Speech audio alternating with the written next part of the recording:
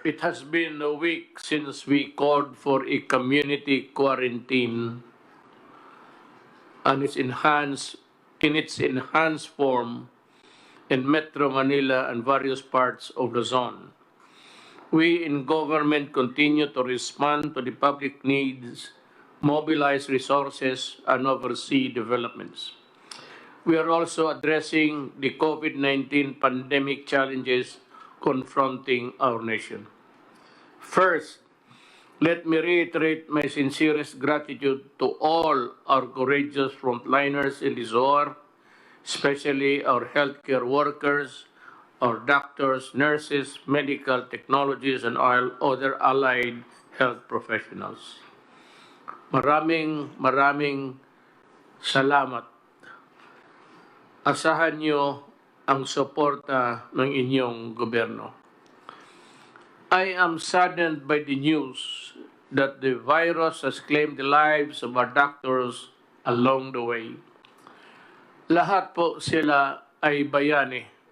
And not only that, talagang bumilib ako. Bihira akong sumasaludo ng tao. Pero pa yung mga doktor natin, mga health workers na nadisgrasya, talagang saludo ako sa inyo. Wala na kayo dito sa mundong ito, pero gano'n na lang ang pagtingin ko sa inyo.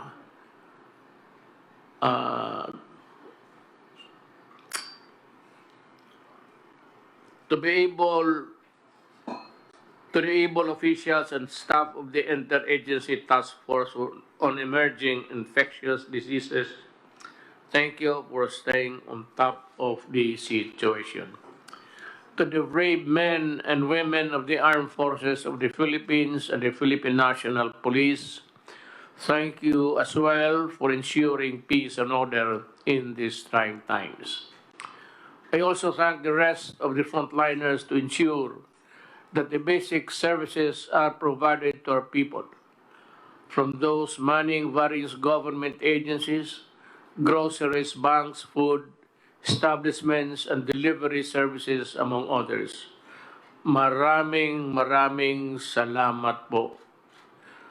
To the gracious members of the private sector who are foregoing profit to alleviate the suffering of our people, to the valiant volunteers who are bravely supplementing our frontliners, to the noble civil society organizations who are working tirelessly in calling for donations and performing charity work, thank you very much for your kindness, compassion, and generosity.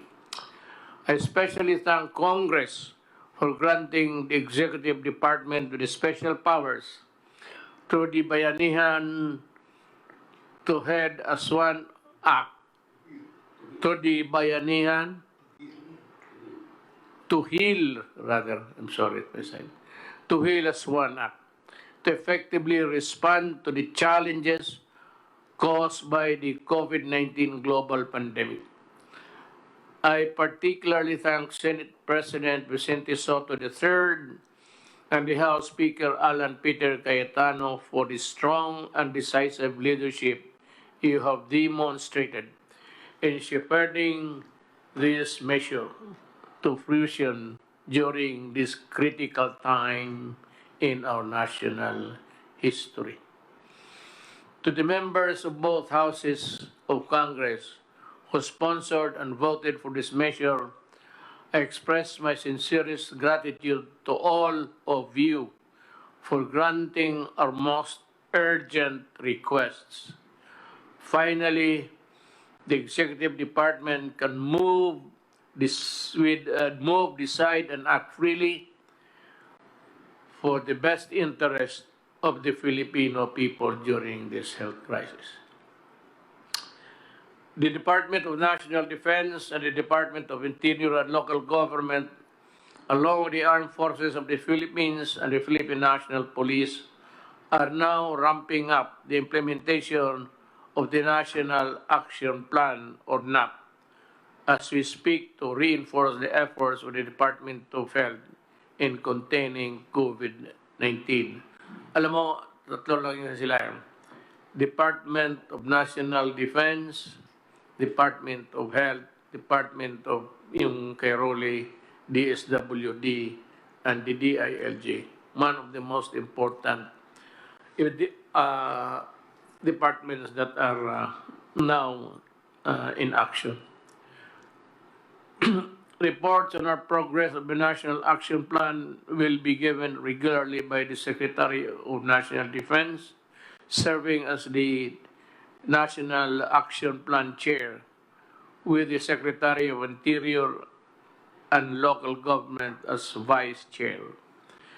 To the Filipino people, rest assured that your entire government is working hand in hand to safeguard your health, safety, and well-being in the face of threat posed by COVID-19. We will address all the different issues brought about by this pandemic, as well as ensure the protection of all our people, especially those who are serving in the front lines. Supplies of food, water, and other essentials will be provided to you throughout this ordeal. Financial assistance will also be extended, especially to those in the margins and the vulnerable groups. Halos lahat ho makatanggap. Hindi naman lahat yung kagaya ni Bongo. Hindi naman niya tanggapin yan. Gagawin namin ang lahat. Hindi namin kayo pababayan. I now call on every Filipino to participate in this war by following the guidelines and set the national government and your local officials. Nothing is more important than your cooperation. I repeat, stay home, huwag matigas ang ulo. The outcome of this war depends largely on you as well. I also call on relevant agencies to ensure the speedy delivery of basic medical supplies and equipments to health facilities. From the approval, importation, and to delivery, everything must go smoothly to make sure that we do not waste time. Alam mo, isang bagay talaga na alam ng lahat is itong padili-dali, patamad-tamaran. Kailangan pagpasok ng papel, process mo kaagad, ilinya mo yung, you line up the tables where the papers should go, one after the other, para madali. Cut red tapes. I do not want red tapes. I do not want so many questions. Pagka sinertify ng isang government employee, I said, do not commit the mistake and we will all be happy and comfortable. Huwag ninyong, kung gusto ninyo magloko, huwag ngayon itong panahon na ito. To my fellow public servants, let us set aside our differences and work in solidarity to overcome this pandemic. We only have one common enemy, and that is COVID-19.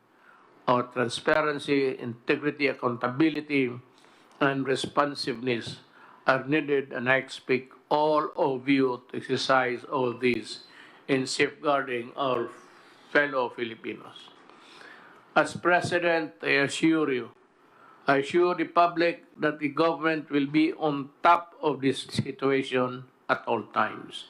We will not leave anyone behind. Sabay-sabay natin labanan ang COVID-19 para sa kabutihan ng lahat.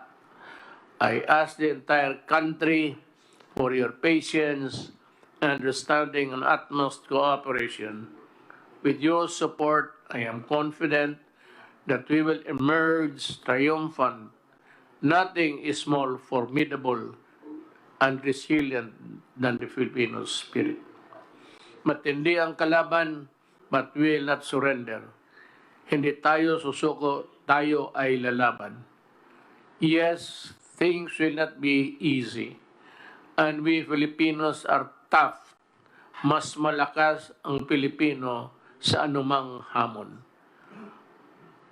Now we all must do what we can and must para sa ating bayan. I look forward to the day that we, the Filipinos, can finally claim victory over this war and emerge as stronger and more united Filipinos and Philippines. Maraming salamat po. Osbo nako, ayaw mo kahadlok. Tagalogin ko, huwag kayong matakot. Nandito yung gobyerno ninyo para kayo pagsilbihan. At totoong pagsilbihan. Salamat.